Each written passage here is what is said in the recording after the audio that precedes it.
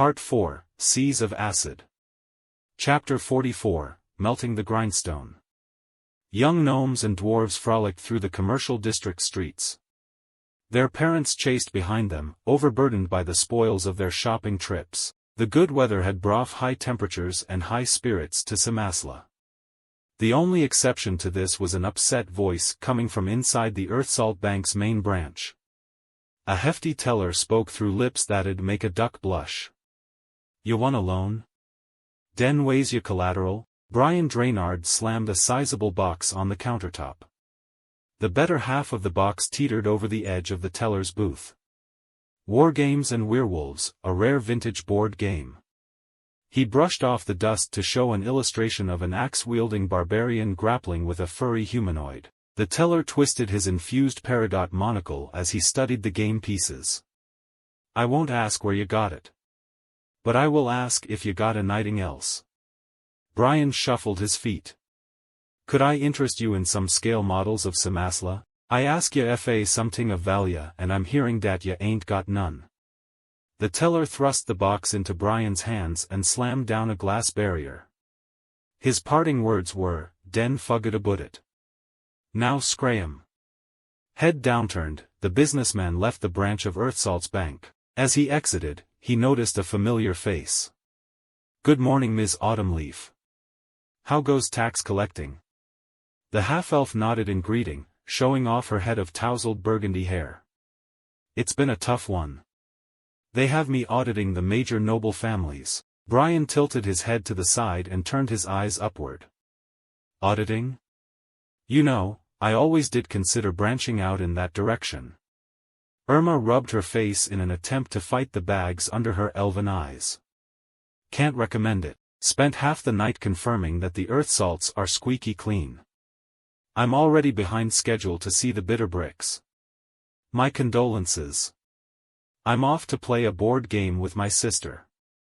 I hope you find some time to unwind too."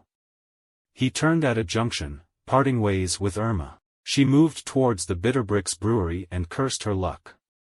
Crossing into the industrial sector, she saw their building looming in the distance. Pipes and drums littered the outside of an otherwise tidy facility.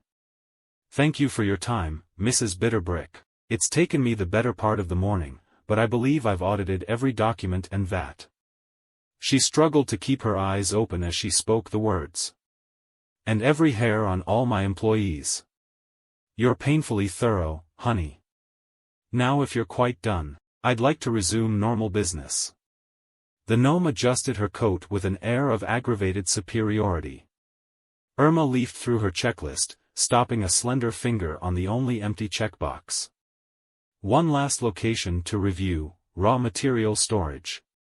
Mrs. Bitterbrick waved a hand dismissively in front of her round nose. "Auditors never bother checking there. Just a bunch of hops in boxes. Best you scurry home and get some rest." The half-elf wiped the crust from under her eyes. "Thanks for the concern, ma'am, but I've got a job to do." Irma stepped over the gnome and slid open the heavy metal door. "Besides, I've found it pays to be thorough, even when the motivation isn't there." The opening door unleashed a multicolor flood. A spectrum of oozes flew from inside, melting through the facility and escaping into the city. Glass bottles crashed against the ground as pandemonium broke out amongst the workers. The brewery's owner hopped up and down, screaming angrily. "I was told they'd been sedated. Who whipped them into this frothing panic?" Irma scribbled down some notes for the eventual workers' compensation cases and charges for illegal corrosives. The slurry of slimes slid slickly into the commercial district. There they dispersed, scattering through the area to pester townsfolk. Their acidic bodies chewed away at food stores and enveloped pets. A considerable group made their way toward a house using an oversized sign to patch its broken roof. Inside, two siblings argued. "I'll move 2 spaces and then it's your turn. I recommend attacking the funny-looking one," Brian Draynard explained, placing his game piece in the middle of the board. Jan Draynard studied the table, glanced at her brother, and then took action. She moved a small conical carving 3 spaces forward and knocked over Brian's game piece. Just like you said, I attacked the funny-looking one. Sour disapproval slid onto Brian's face. You're so mean to me, your favorite coworker. Jan pinched the bridge of her nose. I don't work with you, brother. I have to work around you. Feels like you're working against me. My old bones can't take any more mistreatment. What about your new ones? Asked January. They're still on backorder, signed the shop owner. Following this exchange, he proceeded to lose his favorite game to a complete novice. Standing up, Brian groaned, today's gone from worse to irredeemable. I need some piss of the dog what bit me. His trip to the storeroom was interrupted by a splashing, sloshing, slurping noise from his front door. In a panic, the siblings climbed onto the roof of their house. They arrived in time to see the slimes pouring through the front door. The oozes squeezed inside, causing the building to bulge. The pressure shot the sign off the roof with both siblings on top of it. They surfed down Cimasla's streets, whisked away by waves of living acid. The frenzied slimes crashed against walls and bobbed over water as they carved a destructive path across town. On top of the oozes, the Drainard family complained at maximum volume. Brian gripped the sides of the sign with scalded fingers. I don't like where we're going. Jan's fuchsia hair slapped against Brian's brown mop as she clinged to his back. I don't like where we came from. I don't like where you came from. We share parents, dingbat. I came from the same place as you come from. That's my problem. I'm related to you. The two were tossed across the residential area and into the B. As they were dragged along, they noticed a lengthy procession of carriages attempting to escape out of Cimasla's main gate. Inside the very last one was an infuriated Laurette Pepel. Are they trying to start a farm? Keep these horses still any longer and there'll be manure enough to fertilize a field. The Hinfolk cabbie jumped on top of her carriage. She tugged on frizzy hair as she surveyed the situation. The streets near Cimasla's main gate were congested with shopkeepers and the shoeless. Guards directed panicked townsfolk away as the massive door slammed shut. I don't know what the fuss is about, but I know that if they don't open up soon I'm going to get creative with my language. At once, all heads turned upward as wisps of steam entered through the cracks in the main gate. The cabbie peeked in through the window to address her passenger. Sorry bud, but this exit's a no-go. Inside the surly gnome growled, then take me ta the commercial district. I need ta hit the head something fierce. He readjusted an eye patch as the horses cantered away. Behind the carriage, the gateway started to give way. The cab's dark olive body swerved through the residential area, narrowly dodging a menagerie of hungry oozes and hasty homeowners. Laurette whipped the reins, reassuring her fare, I'll have you across town in no time. Get that money ready quick, Mr. Ball. Arg, that be Captain Ball ta biscuit-eating landlubbers. The gnome went from pointing an indignant finger to squirming in his seat. My trousers'll be waterlogged if ye don't get there sharpish. I'll give ye 8 pieces ta make this carriage a clipper. Both horses broke into a gallop, turning corners with enough force to toss the captain across the carriage. That fast enough for you? Ball's head wobbled, causing the beads on his beard to clack loudly. Regaining equilibrium, he picked up his hat from the floor. If I had a hand like ye on deck, why I'd be the richest sea dog this part o' the Cutlass Coast. Care to sail a cog? We'll have to talk business another time. We've arrived. Laurette caught a splash of gold and watched the gnome waddle off, dancing a jig written by a full bladder. Ball wandered into the nearest pub, quickly tipping his hat to the avian barkeep before diving into the privy. This small closet was home to a wooden seat around a deep hole. The burning chicken's visitor found it wasn't deep enough as a pool of piss poured out of the clogged latrine. Ball mopped up what he could with the available basket of old rags and corn husks. Stepping out of the water closet, he said, Ye may not like it lassie, but ye need ta swab the poop. You know what, you're right. Kira's beak drooped into an expression between disappointment and aggravation. I don't like it. Can't recommend hanging the jib over cleaning. Ball wiped his grubby hands on the thighs of his privateer's slops. Better ta batten down the hatches. Cimasla seems ta be a sinkin' ship.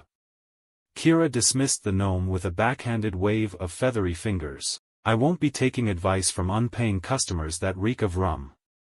Her head swung forward and back, words pecking away the captain's self-esteem. Have you even heard of soap? Aye, dreadful stuff it is.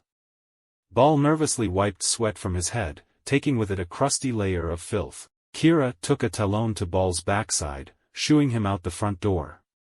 Get out, get out, get out. She turned around the open sign and reluctantly trudged to the privy. Plugging her nostrils with wax, she shoved a sponge stick down into the pipes. Normally waste dropped down these pipes and fell into the tail end of the nearest canal.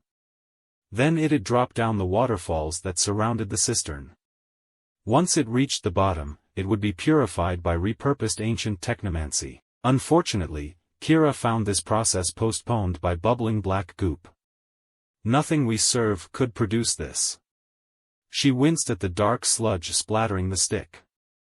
Attacking rapidly, she found each thrust harder than the last. Did some mason drop mortar down the drain? An ebony tendril emerged from the mess and began to writhe wildly. It slapped against the avian's faux breastplate, partially melting it. I am not paid enough to deal with this. By the time she stomped out of the bar, the ooze had burned a hole through the back of the bathroom. Crossing the bridge, she passed through the pandemonium of the residential district. Along the path to her house, she took a few seconds to gawk at the rare sight of a vulpine talking with two dragonkind. The taller of the two radiated gold light as she hummed a hymn. Recognizing them as frequent customers, she approached in a huff. Loud one. Preachy one. She patted down her ruffled feathers. Get out of town if you know what's good for you. B-boy turned away from their conversation to give a dismissive two-finger salute. Sorry chickadee, but this bard's got business here. He watched the server stomp off, vanishing into the panicked crowds. So you were saying, Bronk? It was some time after the initial altercation, with the tiefling. I overheard, that she was seeking an area of high magic concentration. My suspicion, is the university. Bronk Doffs pointed a furry finger north as he explained. Be proud, for you have aided Oromut this day. He shall grant me speed enough to end foul machinations before they reach fruition. Takal removed a hand from her holy symbol, ending a lengthy incantation. Now I must make haste to smite the black head of Tyalaga. She started taking swift strides towards the noble quarter. B-boy chased after, leaping up to grab her wrist and drag her to a halt. Didn't you hear him? There's 3 brutes we'll be dealing with. Concern coated his reptilian eyes. Since we're back in Cimasla, maybe we should alert the guards or look up some old friends. Takal grimaced, raising a clenched fist. I will exact Oromut's justice. Dawdle as you like, but you will hamper me no longer. She struck the ground with a heavy punch. The stone split, pushed aside by the whiskers of a golden gem gobbler. Its translucent body cast a warm shadow on the bard. Takal climbed onto the blubbery back of the seal-like creature. Onward my spectral steed. Its 6 spines galloped through the streets, leaving the kobold and vulpine behind. What now? Asked B-boy helplessly. Bronk blinked away his befuddlement before responding. I have things to discuss, with the Praetor and Technomancers. You could aid in your allies' ascent, up University Hill. Or you could reign, in your friend with the help of others. He rubbed a patch of singed fur around his wrist. I recommend the latter, because Oskul may be the greatest enemy you've faced yet. B-boy crumpled his floppy hat in his hands as he did some soul-searching. I'll take a trip to the cistern, but I'm not going near any technomancers. He skipped down an inclined street, beckoning Bronk to follow. The head technomancer would kill me if he knew where I was. They stepped around puddles of muck and swarms of slimes to reach their destination. The brief journey ended with B-Boy and Bronk on the brink of Cimasla's central pit. Water and waste from around the city flowed through its grated walls, forming a circular cascade. "There is our beacon of hope." Bronk aimed a sharp nail at the cylindrical building in front of them. Its top was visible at eye level, but the base was shrouded in shadows. "I hope you have a plan for getting in." The bard stared into the dark pit separating them from the cistern. Perhaps I've picked up a penchant for wasteful haste." The Vulpine pressed a balled fist against the underside of his snout. "You wouldn't perchance, have a levitation spell?" The kobold slapped a red-brown hand over his eyes in an act of exasperation. "I can throw myself about 10 feet. He measured the distance in his mind. "Nope, won't work. Both of you, get away from the edge. It's dangerous." A red-skinned cistern sentry rushed towards them. He leaned forward as he ran, nearly goring Bronk with his vertical horns. "My apologies, but for your own safety, I must ask you to leave." He lifted a muscular arm and pointed toward the smoking chaos of the residential area. B-Boy strummed a chord on his crossviol in an attempt to capture the sentry's attention. "I know you guys aren't celebrated for your critical thinking skills, but these are special circumstances." He played a discordant melody, covering up the crashing and screams that surrounded them. "Cimasla's in shambles and this guy's got a way to fix it." He aimed his instrument at Bronk. The tiefling took a moment, then responded, "These helmets have song silver relays. I'll contact the head sentry to make a decision." He held a hand against his ear and spoke to someone that wasn't there. "It seems the Praetor will speak with you personally." The tiefling produced a circular charm from his pocket. He waved it in the sunlight, causing its 5 paradots to glow yellow-green. The light illuminated an invisible bridge. Together, the three crossed and met with Praetor Egavar. He stood in the vestibule anxiously fiddling with the folds of his oversized robe. "I only accept guests under extraordinary circumstances." He glanced out the door. "But these circumstances are quite extraordinary. I've received countless citizens today with problems, but you're the first to come with a solution." Bronk stepped forward with a swelled chest. "I have a proposition for you, but it requires access to your magical gem vault." Momentarily taken aback, Egavar studied the orange vulpine curiously. "Most of these gems are used for water treatment.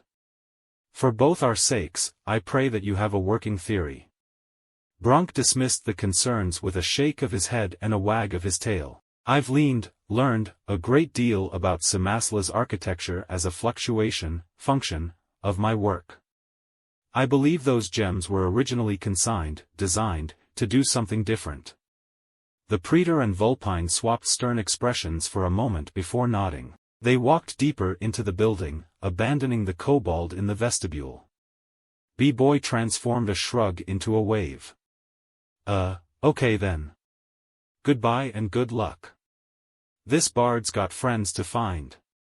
He was escorted back into the city, where the situation had only gotten worse. Tar-like sludge seeped through the main gate. Feral slimes bounced around, burning holes through buildings. Residents had abandoned the streets to hide in their houses. The unfolding calamity brought only one thing to B-Boy's mind. He dashed to the main guard station and struggled to open one of its 5 hefty doors. The bard was shocked when the door swung open, throwing him at the feet of a female dwarven officer. "Sir, we're in a state of emergency. Please return to your house and await further instruction." She snorted loudly before spitting a glob by the kobold's shoe. "I have a higher-level emergency," squeaked the flustered bard. The dwarf took a quill pen from a nearby table and replied flatly, "I'll record your request for later processing." Under her breath she added, "Damn goblins. Today was going to be an easy day for me." She wrote down some details on a roll of parchment. "Now what's the nature of your emergency?" "A missing persons case. Please provide a description." Her monotone voice was edged with aggravation. B-boy raised his right hand skyward.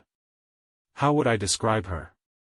She's a desert rose, a sweet plump pear. She dipped the quill into an ink bottle. More objectively, sir. After a moment of toe-tapping, the kobold responded, yeah, well, she's a low-down, no-good crook. Give her the time of day and she'll take an hour. But she's got thighs thicker than month-old porridge. I can't live without her. Please help me find her. The dwarf tapped the pen against the parchment. Let me confirm, you're looking for a small-time thief. Are you kidding me? B-boy's voice carried enough offense for someone twice his height. She could steal the tail off a vulpine. Did she steal something from you, sir? Only my heart. Sorry, sir, but we have bigger problems than poetry right now. Best of luck in your romantic endeavors. Her emotionless response was truncated slightly by the slamming door. Forlorn and dejected, B-boy dragged his feet as he re-entered the residential area. Maybe if I scream loud enough, someone will recognize my voice. I certainly recognize your voice, Cimasla B-boy. A suit of armor descended from the sky. The cowcatcher on its chest dropped down to reveal the blonde beard and missing mustache of head technomancer Gunther. What's the farmhand technomancer doing during this shift's how? Gunther landed the flying full-plate armor. I was going to visit the guards to learn how I could help, but my intuition tells me that you know more about this trouble than they do. In fact, I suspect you're the cause of it. B-boy shook his head and waved his hands in front of his body. No, no. Not this time. Well, not entirely. I have a friend who's gone homicidal, but she may be unrelated. Realizing his floundering, he stopped talking for a moment to study Gunther's vehicle. The metal plates resembled armor, but the spaces in between were filled with various colors of light. The greaves pulsed purple while the gauntlets throbbed red and blue. Veins of green decorated the breastplate. These colors faded as the panels unfolded, allowing Gunther to step out. His gangly body was dwarfed by the bulky armor. Knowing you, B-boy, you're ravenously curious about this device. He slapped a palm on a rounded silver pauldron. The kobold nodded, and miraculously, remained quiet. Well, it's just a prototype built under my policy of bigger problem, bigger stick. And if it doesn't stay down, whack it again, droned the bard. But how'd you get this suit mobile so quickly? The head technomancer stroked his blonde beard. I had a feeling something like this might happen. He stepped back into the armor, allowing the metal plates to slide over him. Now I'm going to give you a chance to make up for past mistakes. Think you can help me save Cimasla? B-boy frowned. No, I don't think I can help you save Cimasla. He pulled out his crossviol. I know I can help you save Cimasla. Chapter 45, Sewer or Ladder. Phil tapped his foot as he stared at Cimasla's city walls. Well, this is a pickle. He bit into a preserved cucumber and continued to contemplate. How am I getting inside with that black blob blocking the door? He watched the sloshing mass break against the convex barrier. Its liquid body splattered and reformed again and again. The tiefling paced around the praetor's back, talking to himself. I'll bet some warlocks my level can fly through the sky. Behind him, a 3-foot-wide disc carried the blade of House Row 10. All I've got to work with is a disc that's afraid of heights and a blade that's bound to kill me if I throw it. His line of sight traced the curve of the sword. Doesn't even have a noteworthy name. How am I going to put tieflings on the map without something catchy? Phil alternated tapping his right and left horns as he approached a fallen tree. Friendly philanthropy, wielder of the command claw. No, that won't work.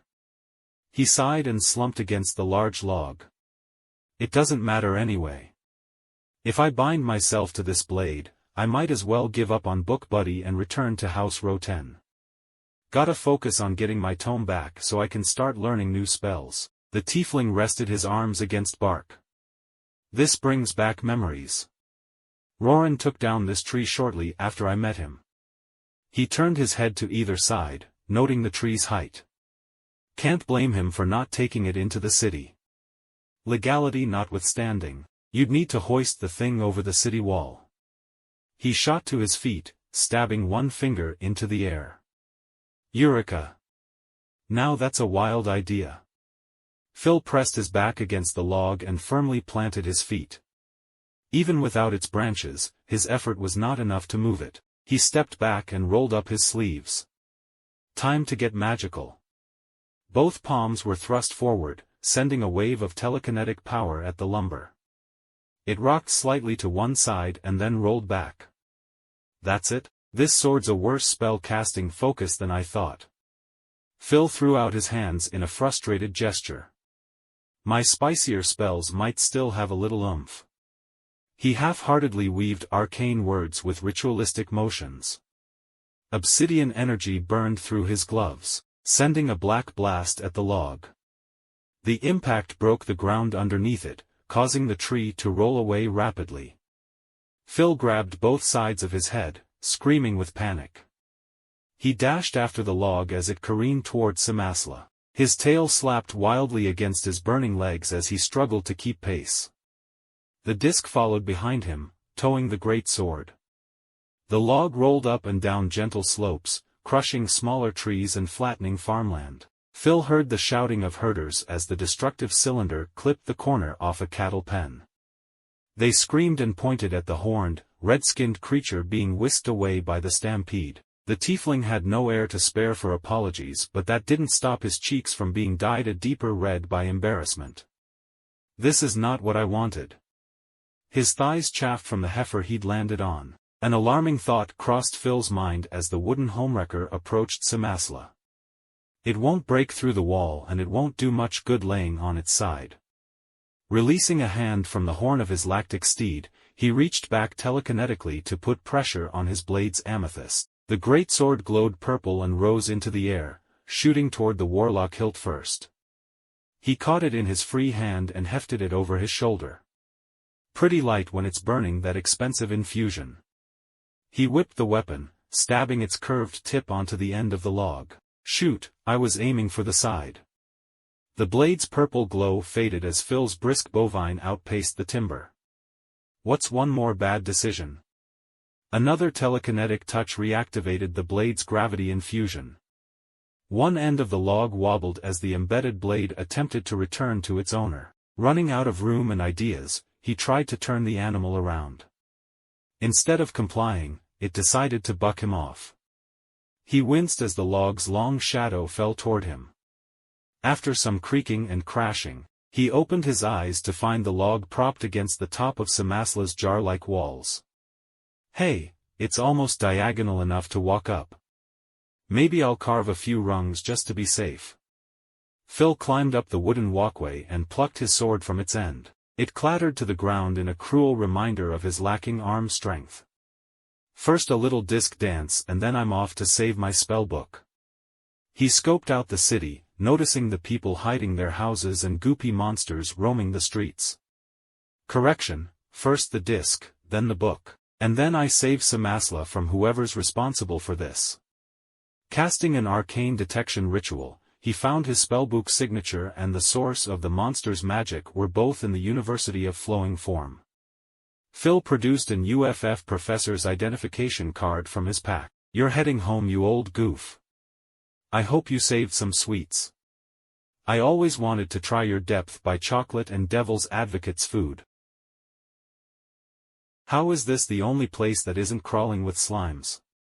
Goal's complaints echoed through the cramped space as she swung from damp pipes.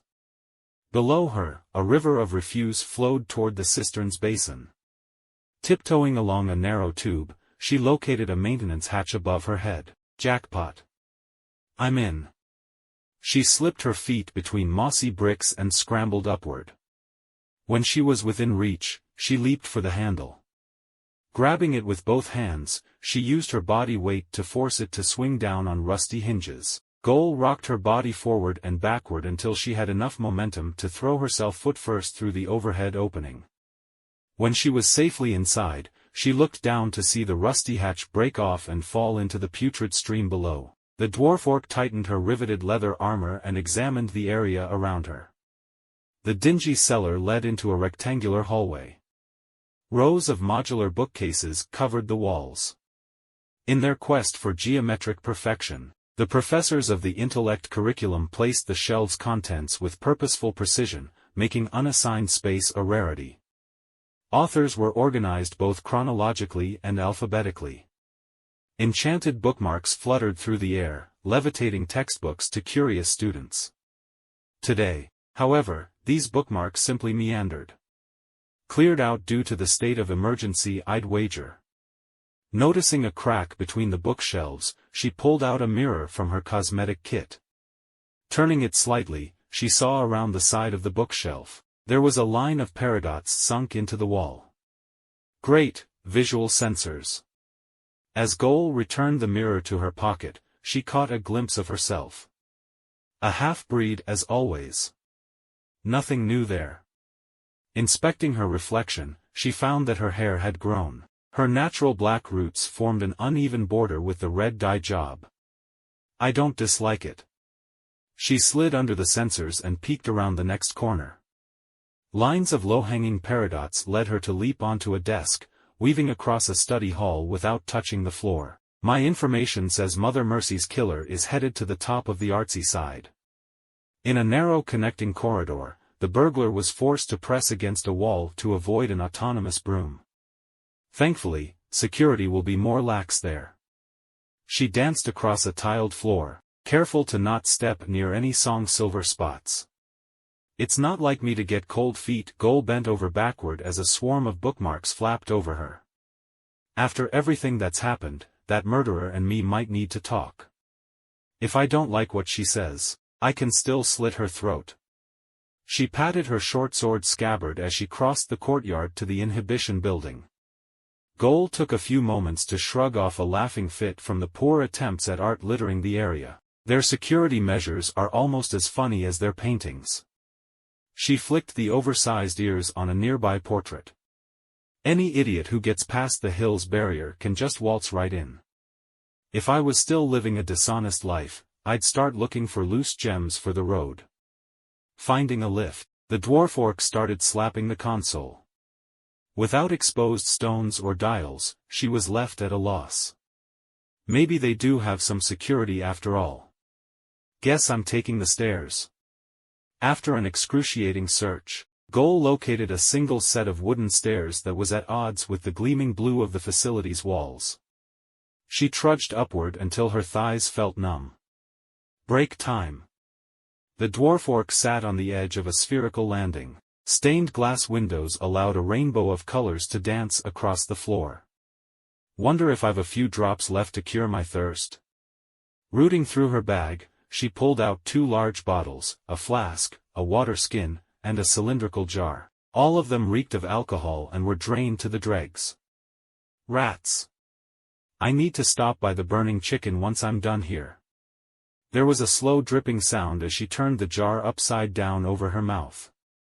Goal attempted another container, noticing an uptick in dripping noises but a lack of liquid on her lips. She cleared the bottle from her field of view to see a sloppy flesh-colored tube sticking to the ceiling. It slowly peeled off, dripping iridescent fluid on the sunlit floor. Everywhere the liquid touched, it exploded into a flash of bright light.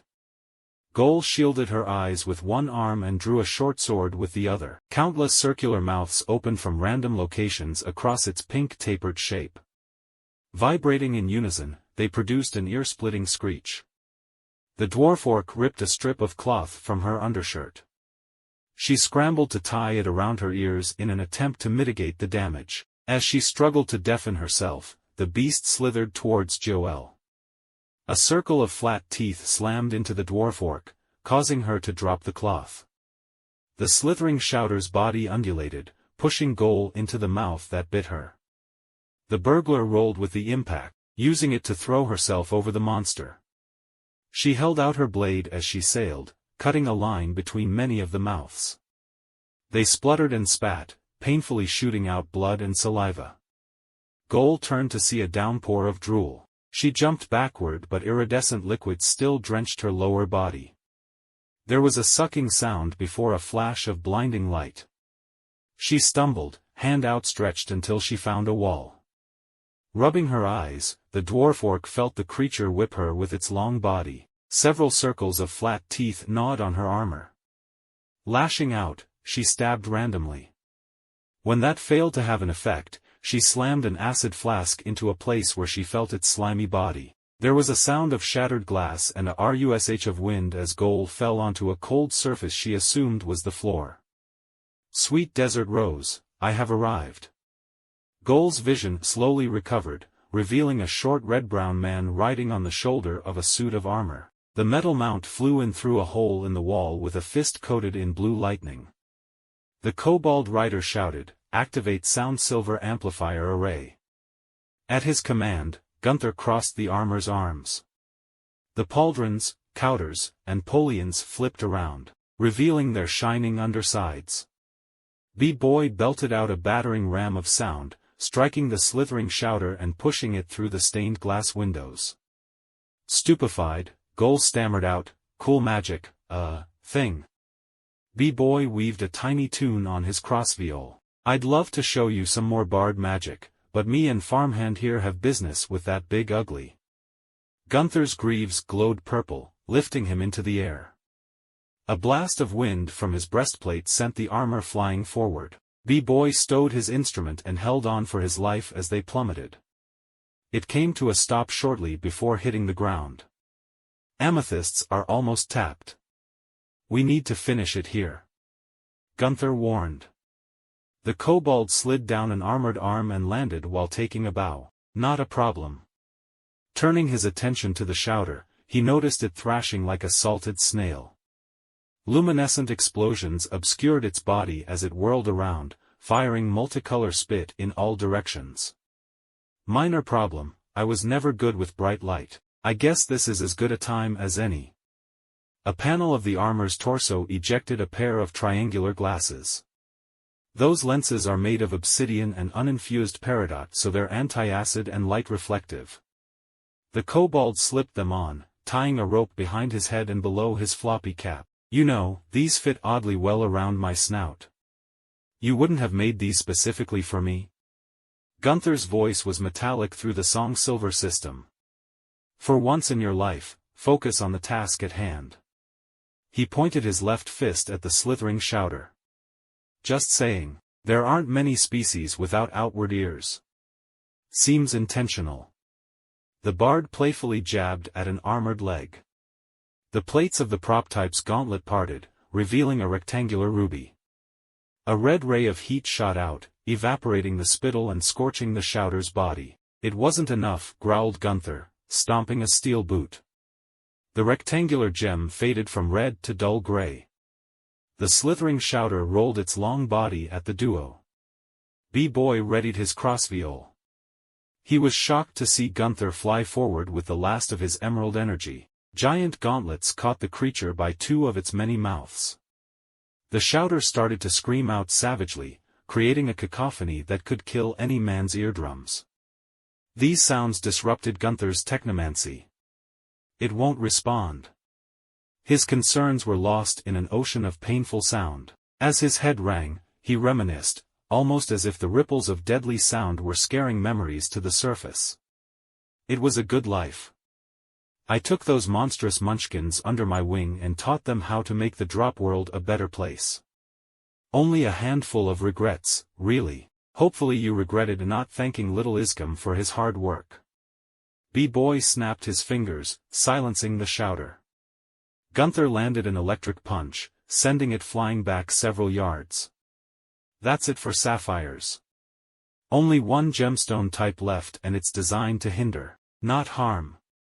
B-Boy watched the shouter lurching nearer. "You're using peridots to see and song silver to hear, plus you gave me the obsidian. As long as it ain't topaz, I have a plan." "What are you scheming, B-Boy? Hear me out.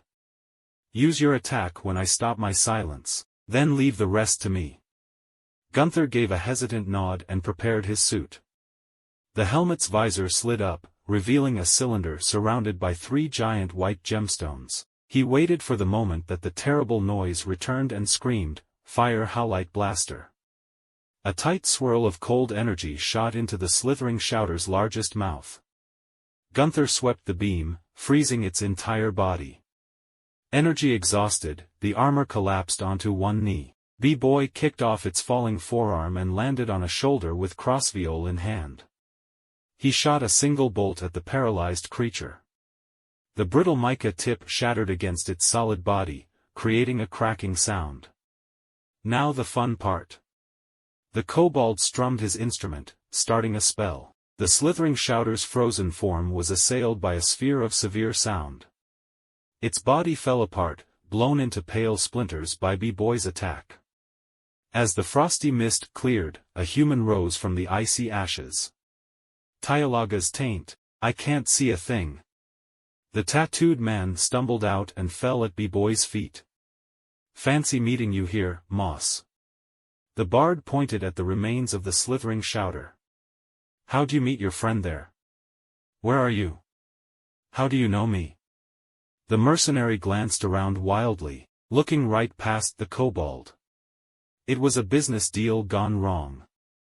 Now lend me a hand, damn you. B-Boy pulled the bounty hunter into a sitting position and gave him a few moments to regain his senses. Moss's left eye was bloodshot and swollen, but it still followed the kobold's red-brown finger.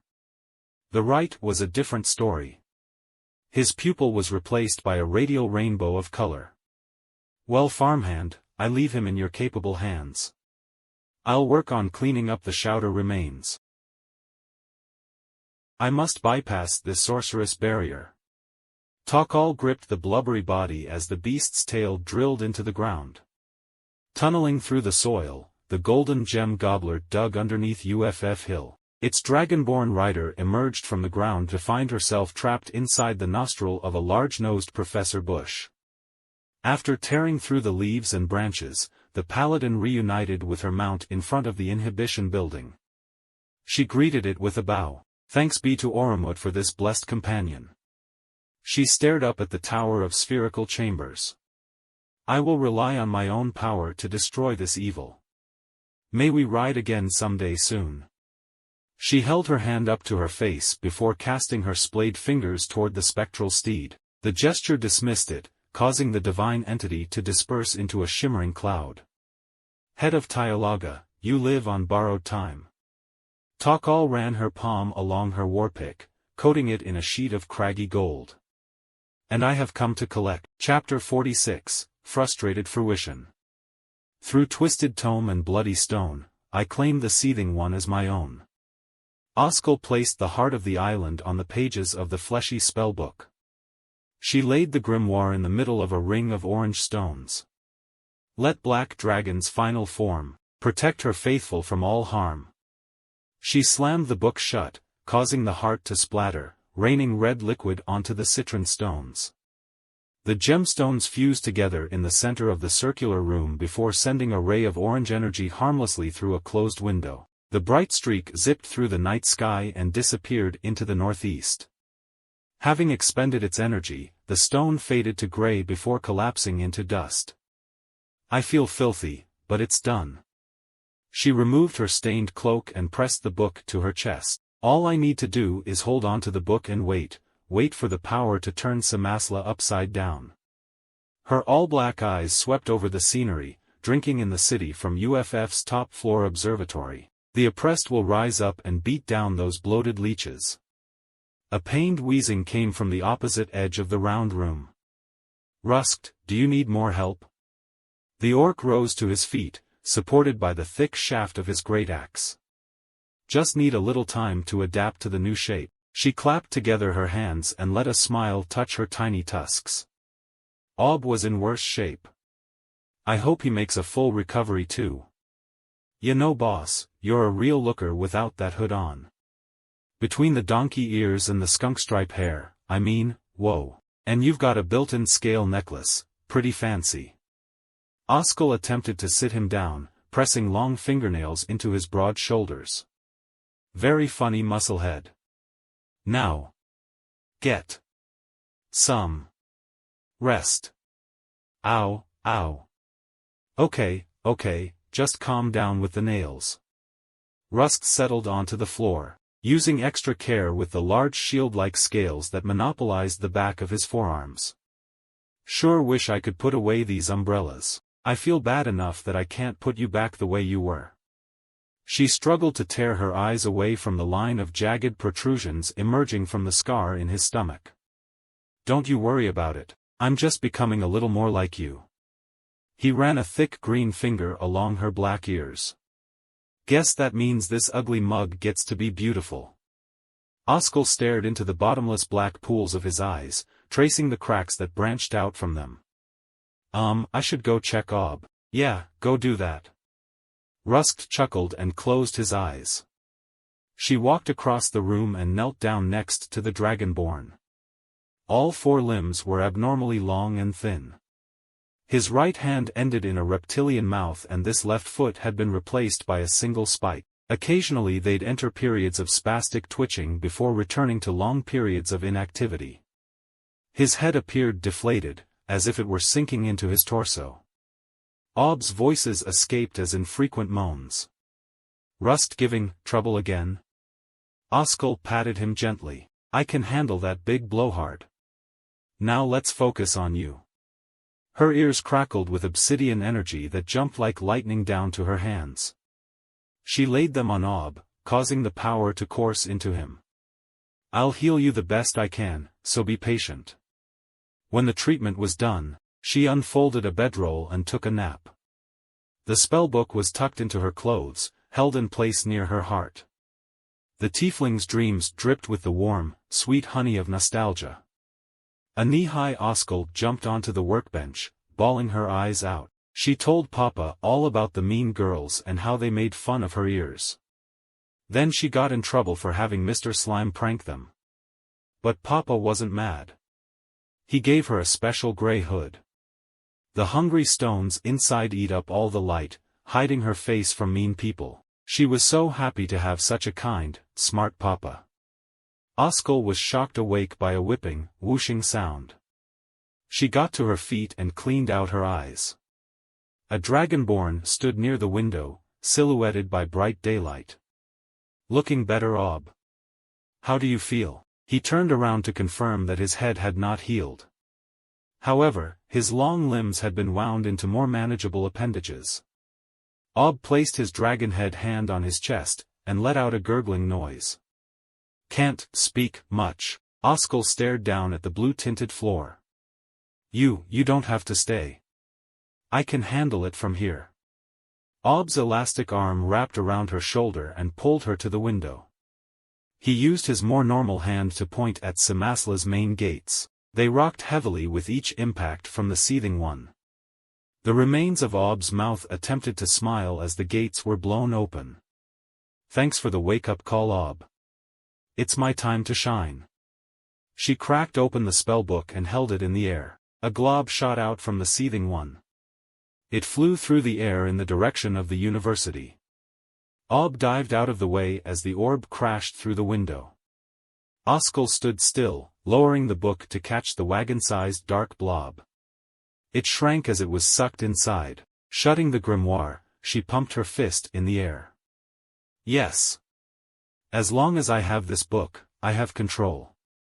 A light reptilian slit appeared in her black eyes. In the city below, the chaos became more focused.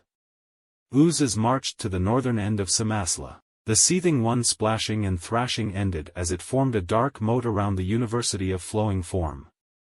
It sat still for a time before flowing across the noble quarter. High-class citizens stared helplessly out their ornate windows as their estate walls melted. Sludge drenched the scarlet stones first. Their paintings and heirlooms were destroyed as acid washed over their estate. Second was the earth salts, whose savings were sullied. Their personal reserves disappeared, sizzling as the coins were submerged in the seething one. Family Gem Founder had the honor of being third. Storerooms of magical stones released multicolor explosions as they dissolved. The penultimate noble house was the Bitterbrinks. Their wine cellars were tainted by unclean ooze. Finally, the derelict house Leonius caved in as its foundation rotted underneath it. The demon ebbed and flowed at Oskal's command. Her new reptilian eyes saw the sludge's every motion and altered them with precision. Through intricate movements of her hands, she wiped out the wealth of each noble family. Finally, I'll take away everything from them. Leave them desolate and penniless. We'll see how they fend for themselves with only their skills and smarts. Ecstasy washed over her face. And I'll see it all through these eyes. Her glee was interrupted by the sounds of scraping and heavy breathing. These noises were accentuated by the occasional metallic clank. Looking out the observatory's doorway, her dark eyes locked with the gold gaze of another tiefling. My arms are killing me. Any chance you'd like to have a friendly conversation and hand over the spellbook? Phil dropped the curved greatsword on the ground, struggling to regain his stamina. Thank the gods I had an ID, wouldn't have lived without the lift. You think you've got it bad? The stairs only go 2/3 of the way. I had to climb the outside of the tower. A stout frame of drab-brown skin emerged from the shadows. Joel. I'd hug you if I could raise my arms.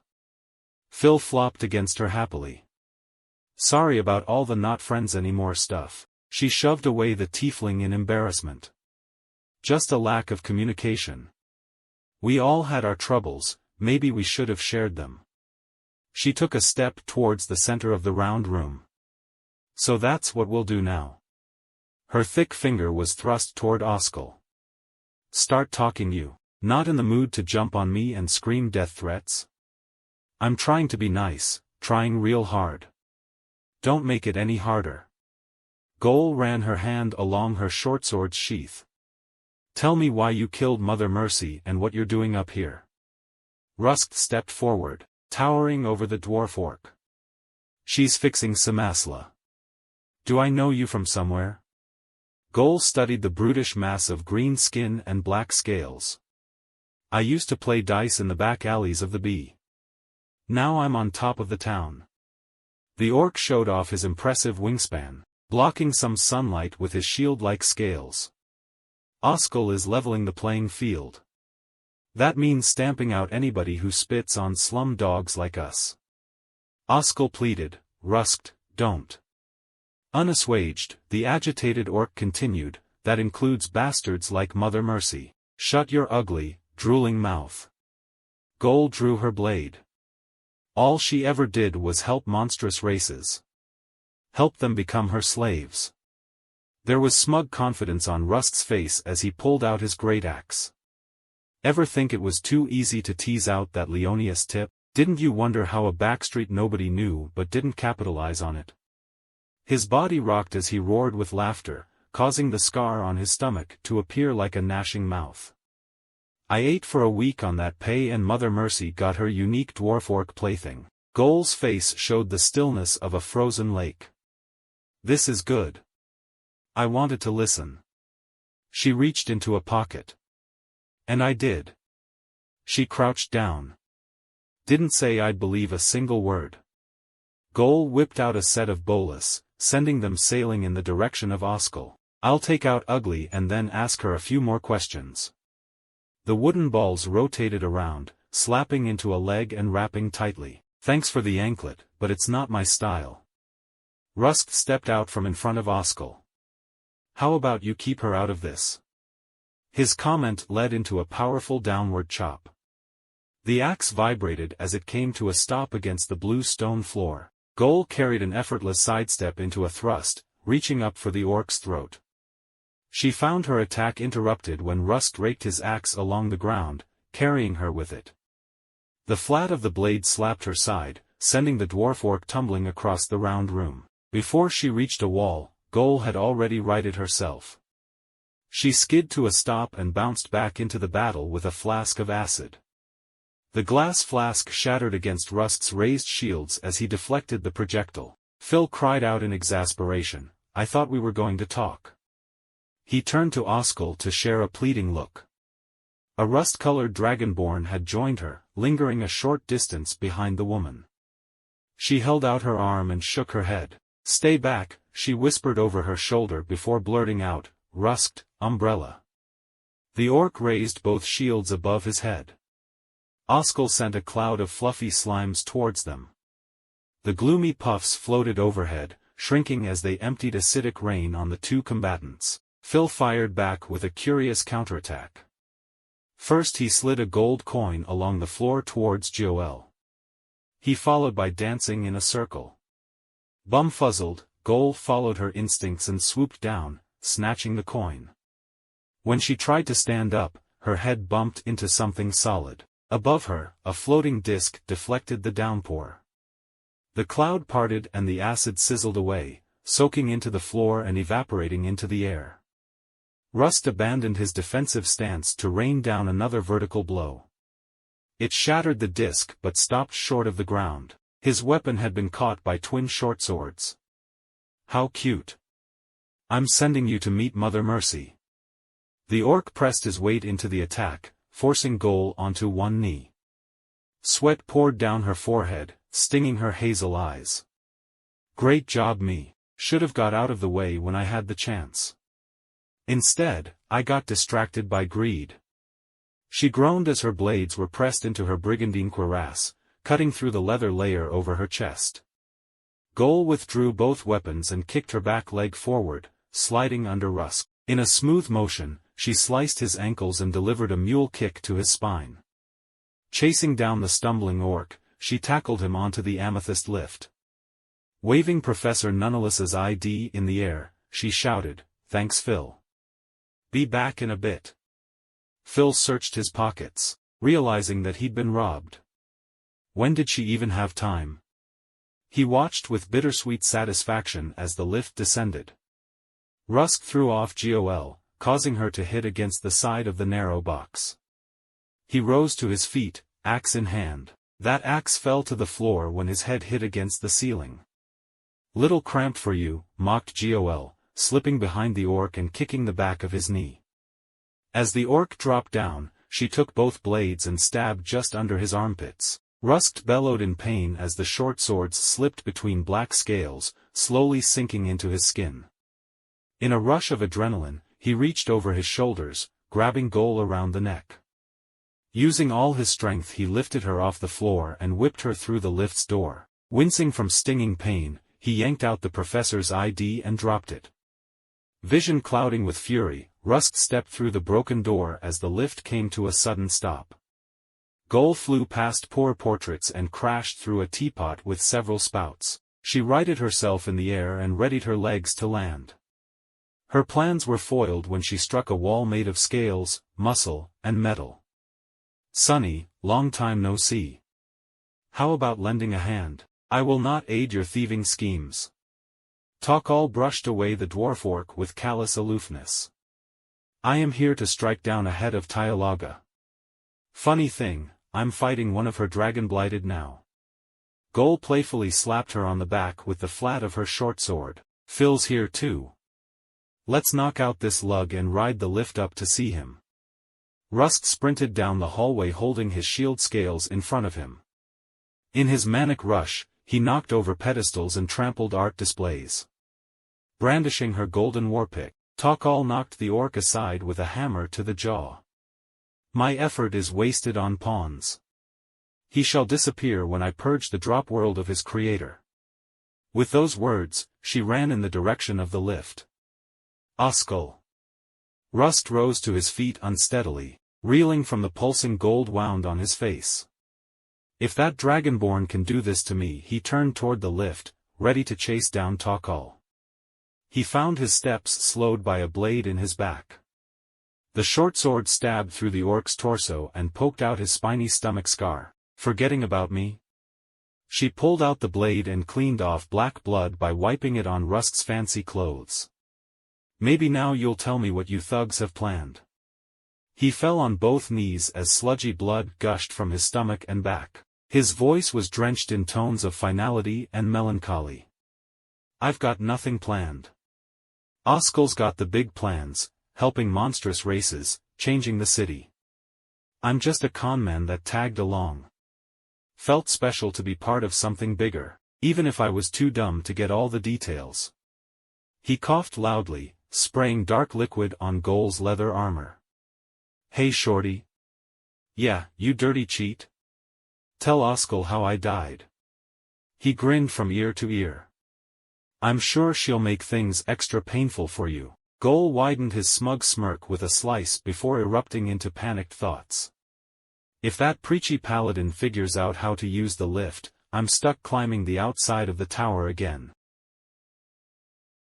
Takal arrived at the top floor to find Phil sharing a conversation with her foe. There has to be other ways to go about this. Politics maybe, offered Phil. Again, no. I need to kill or castrate the bigots. The only way I can stop their hate from hurting us is to take away their power to hurt. You could always take away the hate and leave the power. Easy enough. Oskal stroked her horns in frustration. You are an idiot of the highest order. So I'm told. A little too often if I'm honest. Phil sighed as he resigned the conversation to an impasse. Pitiable, Phil.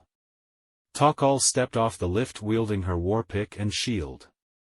Still attempting to defeat evil with only words.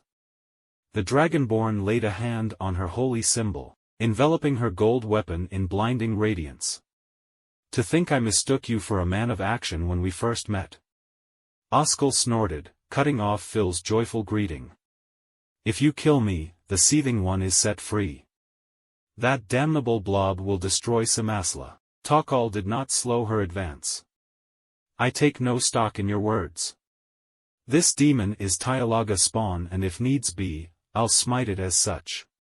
The tiefling backed away, training her black reptilian eyes on Takal. When her back hit a rounded wall, she shouted out, Ob! A rust-colored dragonborn dropped from the ceiling, piercing between the strips of Takal's splint mail. His pike sank into her silver skin just under the shoulder.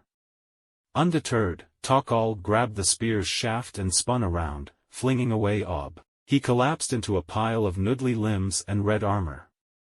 Futile. A light touch of Oromut's holy symbol was enough to reseal her wound. As an arbiter of divine justice, I abhor such stealth and subterfuge. I could care less about gods. I'm fighting for what I can see and feel. Oskal reached into her satchel and uncorked the bottle holding her dark dessert. A place with friends to lift me upward and enemies to push me forward. The ooze slithered along her arm and sat on her shoulder. Die you fanatic. The slime morphed into a glossy raven whip as it stretched to meet her hand. Casting it forward, she put a sizzling grip on the Dragonborn's shield. Without skipping a beat, Takal flicked her wrist, sending the shield and the slime hurtling toward the tiefling. Together they slammed into Oskal's chest, knocking her onto the cerulean floor. The paladin was on top of her in the blink of an eye, raising a golden warpick overhead with two hands, ready to finish the fight. Hold it, Takal. Both of Phil's hands waved frantically as he sprinted forward. We've got her where we want her. Let me delve into her mind.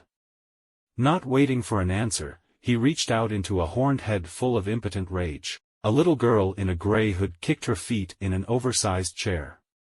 She gave a few unenthusiastic pokes to the slurry of beans, bacon, and peas on her plate. A menagerie of monstrous races sat at the long table, sharing the meal. Energetic conversations shot through the air around the girl. I know he's busy with his job, but the old man could use some cooking lessons, commented a cinnamon-scaled kobold. Better than anything you'd get in the bee, replied the neighboring half-orc. Pass me a sweet roll, cried out a goblin girl with hay-like hair. Audra, you already had two. There's only so many to go around. I've never seen a single one of you go hungry since we were adopted, howled a blue-scaled dragonborn.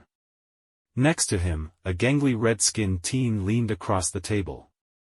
Did you hear? The only tiefling nobles were run out of town. People sure have short memories. Hope that thing they took care of doesn't come back. You got that right. They were the only nobles that did anything. If you ask me, the dwarves and humans and gnomes all act superior because they know they're not. What do you mean? Well, orcs are stronger than humans, right? Goblins are quicker and craftier than any dwarf. Don't forget about Dragonborn's breath and Tiefling's burning blood. Yeah, now you're getting it. Also heard that vulpines make better trackers than elves. Yo! What about kobolds? I guess they're natural team players, well as long as you're not a jaded goblin. You're making a lot of sense, man. A booming voice echoed through the thoughtscape. That's right.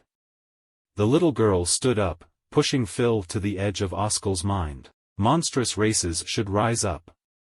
We don't deserve to be oppressed. We deserve to be the oppressors. Yeesh, what did Cimasla do to harm you? Phil's brain ached as he was forced out. Nothing, and they've done nothing to help me either.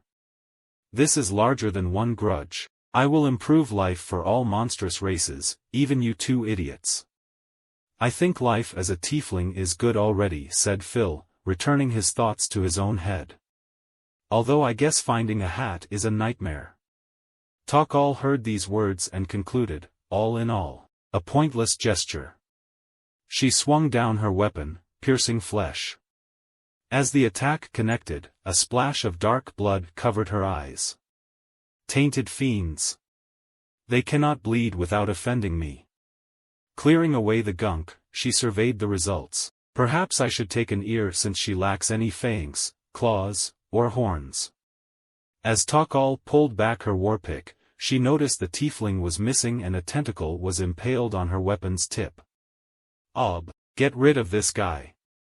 Oskal cried out as the paladin was dragged out the broken window and thrown onto the university's roof. Ravens circled the two dragonborn on the rounded rooftop.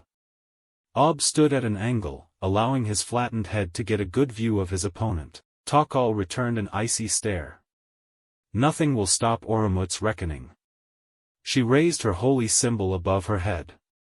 The long golden dragon in its surface radiated waves of warm light. I abjure you, simple-minded thrall. Takal waited for the dragon-blighted to cower and retreat. Instead, held firm with his pike in both hands. He stabbed at her while she was preoccupied with the ritual. Takal reflexively threw up her free hand, causing it to be stabbed straight through by the pike's tip. She lowered her symbol and stepped back, freeing her damaged palm. Not as weak-willed as I expected. Very well, I shall treat you as an actual threat. In the space of 2 breaths she recovered her hand. Seeing an opportunity to strike, tapped Topaz against the blue stone underfoot. The impact of the pike's other end shot ripples across the roof's surface, causing Takal to stumble backward. She teetered on the rounded edge, throwing out her arms in an attempt to recenter herself. Stamping down her right foot, she regained balance. With a short prayer, she summoned a serpentine sigil on Ob's chest. Oromut's head glowed gold on the surface of his skimpy armor before fading from view. Takal took a single step forward before freezing from grotesque horror. The pike fell from rust-colored hands, rolling off the rounded roof and cracking on the ground far below. Ob's banded limbs unwound, twisting into masses of tentacles. The tendrils that once constituted his arm made a low sweep, knocking Takal off the roof. Sinking her warpick into the wall, she dangled in the air. Glancing below revealed hundreds of feet separating her from the well-manicured grounds of UFF. Dried meat and slips of scripture slipped out of her pack as the gusts of wind challenged her grip. Blindingly rooting through her bag, she found her flail. The paladin swung it under her suspended body, then cast the spiked ball onto the roof. After a loud clang, it rolled back down. A second attempt sent it flying farther, but it still failed to find purchase on anything. A third attempt snagged something. With her pick and chain she was able to scale the building, although the effort exhausted her. Breathing heavily, she sagged in front of the fixture that allowed her to recover from the fall. In a moment of mortified realization, she understood. The roof was round and featureless. The only item to latch onto was the mass of tentacles that made up Ob. The rust-colored dragonborn stood inches in front of her, dark tendrils at the ready. They latched onto the metal strips of her splint mail armor, ripping them off the leather layer. Rendered defenseless, Takal chose to take the offense. She swung her warpick only to find her arms and legs bound by black cords. Struggling to break free, she watched Ob inhale sharply through his warped snout. He spluttered out a wavy stream of flame, igniting the leather layer of Takal's armor. The silver dragonborn was smothered by intense heat and choking smoke from her own burning body. In savage desperation, the paladin bit down on Ob's neck. Her ice-cold teeth split the rust-colored scales, drawing blood. Taking in air through her nostrils, she breathed frost directly into the blighted dragonborn's veins. Ob released her and began to convulse, tentacles waving in all directions as his body shook. Takal slammed a craggy golden hammer into his chest, causing the mark of divine retribution to activate. Light swelled inside Ob, bursting outward in an explosion that scattered his many limbs all over the roof. Takal sheathed her warpick as its gold layer dissipated. Now I must find a path downward. She inspected the immediate area but found no ladders, stairs, or hatches. The paladin started humming a hymn, marking the beginning of a long incantation. Oromut, grant me speed enough to end my enemy's machinations. Chapter 47, Tiefling Grief. The dark desert shot from Oskel's hand like a cannonball, forming into a spike mid-flight. A crackling beam of obsidian energy intercepted the ooze. A second ray followed, sending it back to its owner. You sure we can't talk a little more? There's nothing left to talk about. She pulled a box from her bag and tossed it in the air. A clear cube of living gelatin expanded from inside and slid into Phil. Its body collided with the warlock, shoving him closer to the window.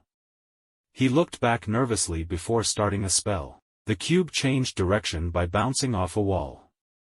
It jiggled towards him, slipping in a straight line aided by a trail of slick slime. Finishing his spell, Phil sent a telekinetic hand toward the observatory's entrance. He pressed down on an amethyst and watched the blade of House Roten sail towards him. Arms open wide, he embraced the flat of the sword. His lean body was swept away, knocked to the side by the hefty chunk of steel. The cube continued its linear approach, splattering against a stained glass window. Oskel's aggravation threatened to raise the room's temperature. Seething one. One hand shot skyward as the other pressed against the spellbook stored under her clothes. Phil approached, kind-hearted curiosity getting the better of him. I heard you say that earlier. You really shouldn't mess with that thing. Oskel interlaced her fingers, sending torrents of black muck splashing through the windows. Waves of acid crashed into each other, smothering Phil. He let out a cry of sharp pain before he was covered completely. Finally done with that naive nitwit. Oskel stared into the dark waters, brain filling with nervous conjecture. That shrimp couldn't beat Rusked, right? And Ob's got to be okay. Their bodies can't take much more blight. You're thinking awful loudly. I think it's time you surrendered. A cyclone of flame punched a hole in the seething one's body, evaporating a circular section. Phil stepped through the liquid, protected by an armor of flames. I can respect somebody who cares about their friends, so let's call this off. He thrust out a hand, readying himself in advance for a peace-sealing handshake. Oskel crossed her arms in front of her face, sending two deluges of grimy acid at Phil. Touching his horned heat helmet, the acid evaporated into foul-smelling smoke. The inferno armor shattered, blasting the area around him with tongues of flames. Oskel's red skin was harmlessly showered by cinders as Phil got closer. Little funny how your magic looks like mine, wouldn't you say? Without your armor, you're helpless. She poured a waterfall of acid onto Phil, watching intently until his body was no longer visible. I saw him melt into nothing. It must be over now. A tap on her shoulder indicated that it was not over. She turned around to see the tiefling man fade into view as his invisibility melted away. In response to his light touch, she tripped over her own feet from shock. Oskel fell back, landing inside the seething one. The dark scales around her neck drifted to the surface as her skin deteriorated. Rusked. Ob. Everybody. Sorry. I guess I failed. The ooze receded as she was pulled out of the area. Phil laid her down with his decayed fingers. He leaned over her, careful not to let the drops from his melting flesh hit her. You look terrible. I can't heal you, but I can stabilize you. Stabilize yourself, you imbecile. Oskal's rage was tempered by her severe bodily harm. You say some pretty mean stuff. Once you're in better condition, I'm going to check if you mean any of it. After first aid was administered, he strolled through her weary, unguarded mind. I'll try to be gentle, but you may experience a minor headache. Phil saw flashes of a technomancer's workshop and an overprotective father figure. As far as she remembered it, her young life was peaceful, happy, and dull. There were successes and failures in corrosive studies and monster research. She had memories of how happy she made her adopted family and how she wanted to spread that joy to all the monstrous races suffering in Cimasla. That's not it. You didn't get all that aggravation from this. Phil floated to her history, posing the question more to himself than Oskal. How did this city hurt you? I told you already, it's done nothing to me and nothing for me. Her response echoed through an aching head. Phil traveled further down her timeline. Oskal embraced a crying tiefling who had one horn sawed off. She spread rumors in the noble quarter about a talented tiefling maid. There was also a scene of her intimidating one of the Praetor's council to get a buff tiefling appointed as a cistern sentry. Nobles who fought against raising dock worker wages were sold slimes only to find them turn on their new owners. There were many other episodes like this involving kobolds, dragonborn, orcs, and goblins. But there were an even greater number of failures. Failures that cost fortunes. Failures that cost lives. So many nights were spent crying to no one, afraid to show weakness when everyone depended on her. Phil disengaged to find Oskal with her head in her hands. The green-blonde strands of her hair were dyed by black tears. She dispersed the seething one, sending it back out the windows. Giving her space, Phil slowly dragged his greatsword onto the lift. A whirring sound directed his attention to the roof. A dark spine stabbed through the ceiling, dropping a golden gem gobbler into the room. It smacked the ground heavily, dispersing into sparkles upon impact. Phil gave a friendly wave. Takal. Cool ride and great timing. I think she's finally. The tiefling stopped talking when a warpick was wedged between Oskal's ribs. The corpse hit the ground, releasing black blood and a punctured spellbook from under her clothes. Thank you for distracting this monster. I know not what cruelty you exposed it to in order to make it weep so. Takal removed the weapon. As long as it had to fester, the black dragon blight was weak. I will need to settle for something other than a faying. Phil stared in disbelief as Takal took one of Oskal's ears and put it in her bag. He found his voice when the dragonborn placed a hand on the bloody body, chanting about granting a gentle repose. What, why did you do that? Takal glanced at the warlock tome that she had impaled. I apologize, but Tyalaga tainted your magic. I recommend studying a different discipline. Phil fell into a fit of unintelligible gibberish as Goal swung through the window. That climb was crazy. There was this black goop going up and down the tower. What a mess. She glanced at the babbling Phil, tear-stained corpse, and chanting paladin. Couldn't have come at a worse time. Irma Autumnleaf backflipped onto a church steeple. Below her, the oozes had gone feral. They poured out of the noble quarter, chasing down any living thing they could. They broke their squishy bodies against walls, destroying themselves to get at the people hiding behind them. Noticing a small group being chased, she slid down and steadied her aim. A crossbow bolt pierced the slime's skin but was dissolved inside its acidic body. I need a new approach. Her elven eyes swept the town, noticing a furry orange man flagging her down. She evaded a line of slimes to meet up with Bronkdoffs. This is no coincidence. You're fighting too. He handed her a bag full of round black crystals. What are these? Asked Irma, holding one up to her eye and watching it block out the daylight. Something from the amiable, goblins in Gunther's workshop. He threw one toward a slime, missing by a large margin. Irma took an orb and sent it sailing. It struck the ooze with precision, landing directly on top and sinking inside. Once it was surrounded by slime, it began to absorb the gooey body until nothing was left. Irma nodded. That's some powerful technomancy. Special order of uninfused obsidian. Bronk turned to walk away. Thanks, Mr. Vulpine. I think we might make a pretty good team. Oh yes, Bronk, that's my designation, stammered out the architect. I'm Irma. See you around. She leaped onto a shack and started to dish out slime-absorbing orbs. Bronk was flummoxed for a second until a carriage passed by.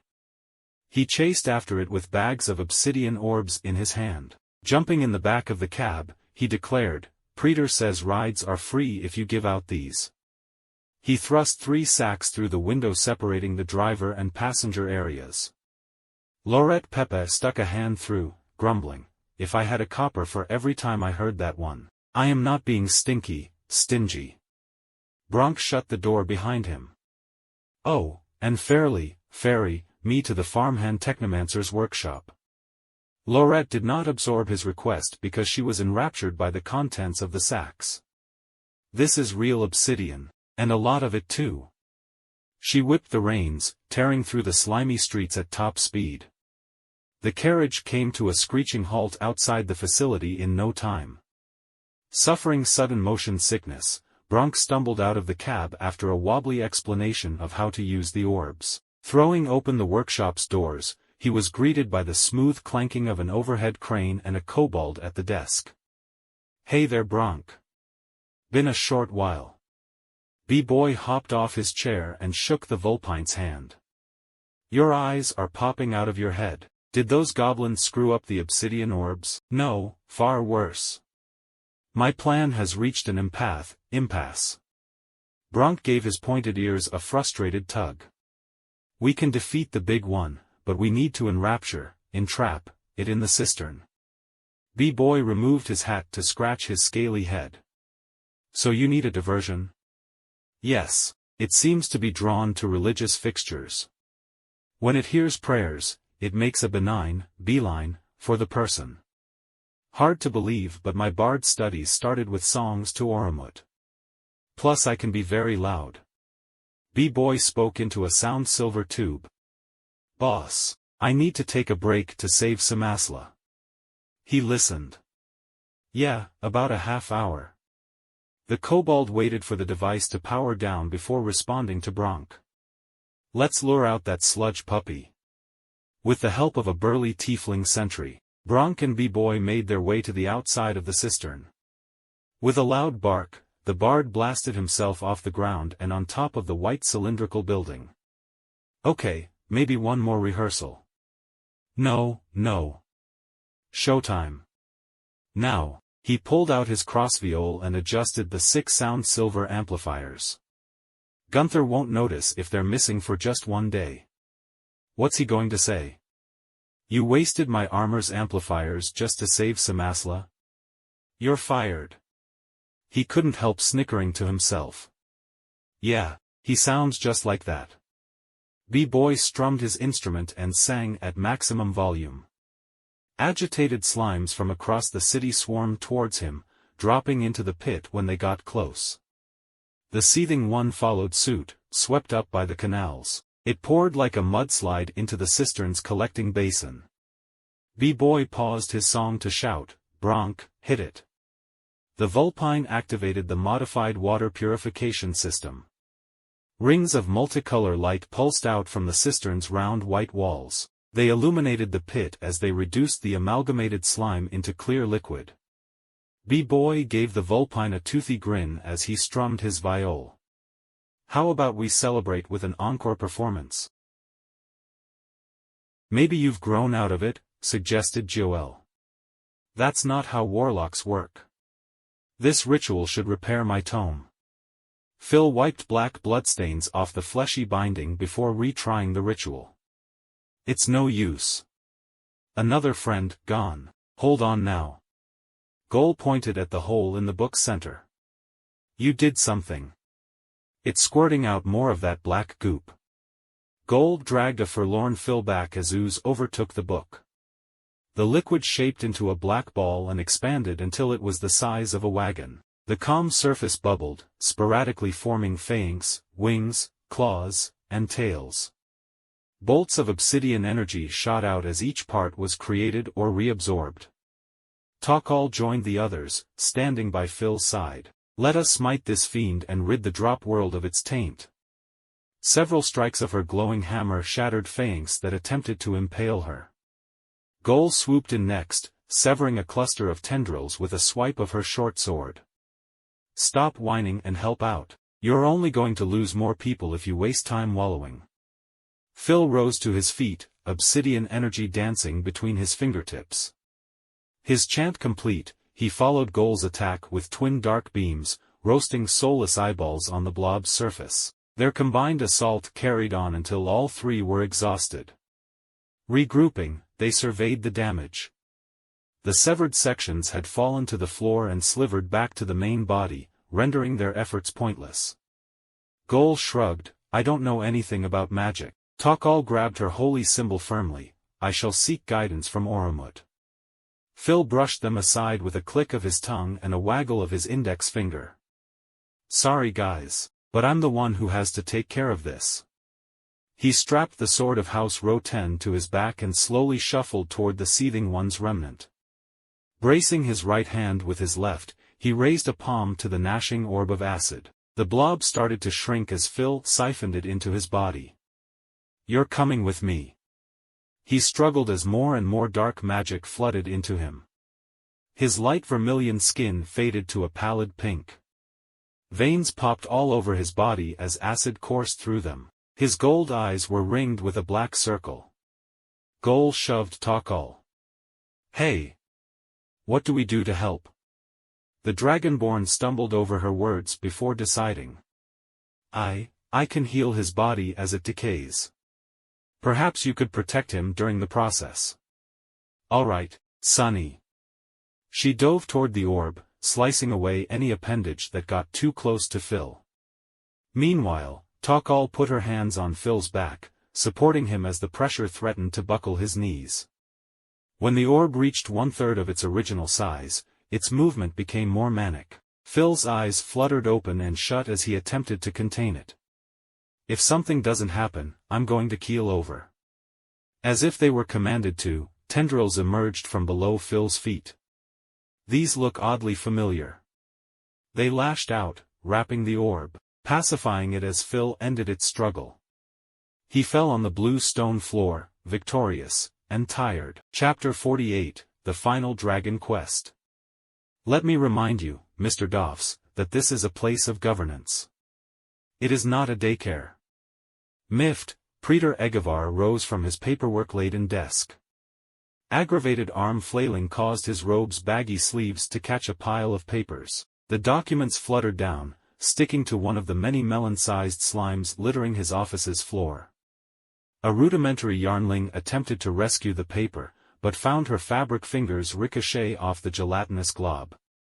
Bronk tiptoed toward Cimasla's sovereign, carefully aiming for the few slivers of visible floor. I apologize, but I felt that I must share this discovery with you personally. It seems exposure, oof. A yarnling jumped into Bronk's arms, knocking his glasses askew. Its body was weaved from navy blue yarn and its head was a combination of peach skin and cinnamon hair. Play. It tugged on the vulpine's furry orange ears and poked his dark, wet nose. Later sweetie. Bronk dropped her onto a slime. The girl bounced on the ooze, riding it around the room. As I was saying, it seems exposure to black glass has robbed the slimes of their acidic properties. Obsidian epidemic, unregulated corrosives, large-scale destruction. Egavar tapped his fingers rhythmically against the desk. After recent events I will need more proof of their harmlessness. I can assure you of their safety. Take a gander, at that.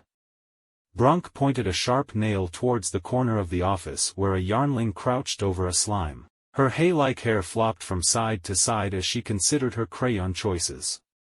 Coming to a conclusion, she doodled a face on the front of the slime, giving it huge eyes and a sloppy smile. They're sweeter than a cinnamon roll. Children can play with them without fear. The oozes seem to enjoy it too. Bronk indicated the wobbly line of red crayon that made up the creature's smiling mouth. A squad of slimes were squished aside as the office door swung open. Tax collector Irma Autumnleaf, as requested Preeter. She gave a small bow. What is my new assignment, and if I could ask, why did you call for me directly? Egavar shook a curious blue goo ball from his leg. You have a superb track record with fair judgment and forthright behavior, especially when it involves monstrous races.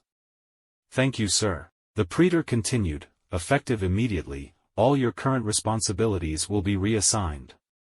Your new duties will involve caring for, and finding uses for, Cimasla's newest residents. He spread his arms wide, indicating the yarnlings and slimes littering his room. Irma picked up the nearest yarnling, holding it gingerly under its arms. Her heart melted as it nuzzled her with a button nose and tugged on her burgundy hair. She began to hug it so tightly that its knitted eyes bulged. It is with a heavy heart that I report the deaths of 2 professors. The University of Flowing Form has not seen such a tragedy in many decades. The bulbous belly of the school's headmaster pressed against the podium as she addressed a courtyard of grieving students. A short spell from the supporting staff caused 2 building-sized banners to appear behind her. One depicted an aloof elf while the other showed a white-haired man. The headmaster thrust a pudgy hand to her left. Jefferson Leslie Nunnelis Ph.D. under UFF's Intellect Curriculum, head of Botany, Alchemy, and Related Sciences. Next she threw an open palm to the right. And Everwood Stice Ph.D. who held tenure under the Inhibition Curriculum, leading various dance and applied art studies. There were mixed responses from the crowd. Nunnelis's news was met with somber sobs and rumbling stomachs. Stice's demise brought his students both joy and uncertainty. This university will do everything within its power to prevent events from reoccurring. Security measures will be increased and curfews will be enforced. There was a collective groan from her young audience. I'll end this speech by announcing how we will honor the legacy of these 2 great men. With a clap of her hands, she notified employees to change visuals. Behind the headmaster, the 2 banners were replaced by a blueprint. It showed a crude rendition of a rectangular building. Allow me to officially announce the establishment of the Culinary Wizardry Lab, a place of creativity and chemistry. Students from either course are encouraged to attend classes here. A shocked silence fell across the crowd. Sweat beaded under the headmaster's traditional pointed hat.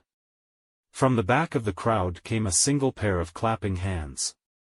An eye-patch-wearing gnome stood atop a chair, cheering for the new building. Cheer spread like an infection, leading to a wave of applause. Magical confetti flew through the air as the headmaster finished. The recipes and rhythms created by these 2 will live on through our teachings. Nice monocle. Where'd you get it? Laurette asked the man as he entered her cab.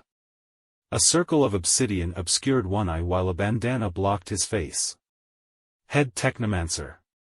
It's not for sale. Moss's antisocial tones returned the hinfolk's eyes to the road. So, where are you headed? Spotting several burlap sacks, she added, sure got a lot of supplies there. And Tyalaga's got a lot of heads. Take me out of this town, port, main gate, I don't care. Laurette mushed her horses.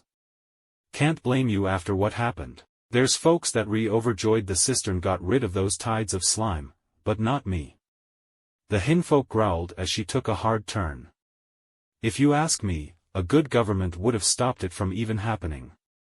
Almost looks like they made it happen just so they could take credit. The bounty hunter silently packed a bundle of bubbleweed into a scrap of paper, rolling up a stogie.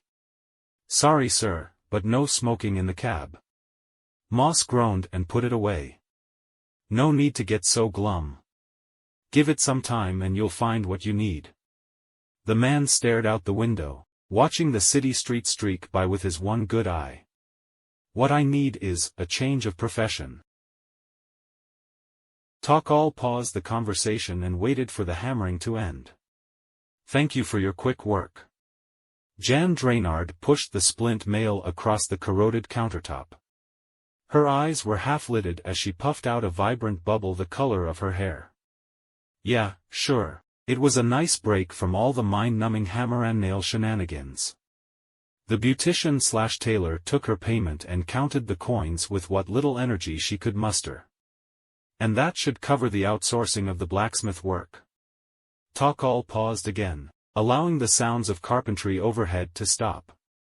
"A pleasure doing business with you. I shall pray for your business's swift recovery." "Don't bother." Jan yawned. "My brainless brother is liable to waste any new wealth on pirate paraphernalia." She swept her gaze across the empty shelves lining the walls. "Right after those slimes were nice enough to clean this place out. Thinks just because he can fix a roof he's destined to become a shipwright." The front door swung open as Brian Draynard stepped inside. "Yo-ho-ho, and away I go. Give me wood planks or you'll walk. Buy them yourself with your own money." Jan tucked Takal's payment in a pocket. "Come on Jan, there's not enough time in the day to buy the wood and build the roof. Take however many days you need, brother. I'm done cleaning up your messes." Brian ran his fingers through his mop of brown hair, contemplating. "Maybe I'll assign the repairs to future Brian. To this day, he hasn't done a single thing for me. Almost as bad as past Brian, that slave driver." Takal left the siblings and traveled deeper into the commercial district. Along the way she received a joyful smile from barkeep Kira. The avian skipped by in casual clothes without a care in the drop world. Perhaps she had a highly fulfilling workday. Takal joined B-Boy and Goal outside the burning chicken pub. The Dragonborn discovered that bar operations had been suspended to accommodate for privy renovations. The city around it was in a similar state of reconstruction. Citizens from all walks of life took up hammers and nails in an attempt to reset the status quo. Broken buildings and melted streets ensured that this would be a lengthy and difficult process. The three adventurers were some of the few residents not preoccupied by rebuilding. "And that, my dear Desert Rose, is why it's called a splash bang." B-Boy handed the opaque flask to Gol. "Crazy what you can do with peridot shards and some monster saliva." She threw the flask down the street, smashing it against an abandoned smith's shop. As sunlight shined on the contents, it exploded into a disorientingly bright flash. The kobold swelled with pride, resting a fist on his hips. "This was enough to get me into Gunther's good graces permanently." He handed his supply to Goal and then turned to Takal. "And they should come in handy for the last leg of your quest. All that remains is the red head of Tyalaga. Once this avatar is slain, the 5 trophies will be turned into tributes for Oromut." Goal stashed the last of the splashbangs and leaned an inquisitive ear toward B-Boy. "This red dragon wouldn't happen to be sitting on a mountain of treasure, now would it?" The bard shrugged his shoulders. "Can't say. It's been a while since I've been home." His red-brown scales were tinged with bright red blushing. "I guess you'll be wanting to meet the family, if they've got a few gold to spare, sure." Goal saw the kobold sag. She snuck around his shoulder and laid a stealthy kiss on his snout. By the time B-Boy realized what happened, she had disappeared into the distance. The dwarf orc shouted behind her, "Go wake up Phil's lazy bones and let's get adventuring." B-Boy and Takal followed after her at a leisurely pace, certain that she'd wear herself out before long. "Hey Takal, maybe we should leave Phil snoozing. His job's all done." "What do you mean?" "Well, he saved all of Cimasla. A tiefling saved Cimasla. I guess I better start penning lyrics for the famous horned hero. I would disagree, B-boy. What? A tiefling was the cause of this disaster. Their reputation can only decrease as a result of these events. Rats. Guess I've got to go find something else worth writing about.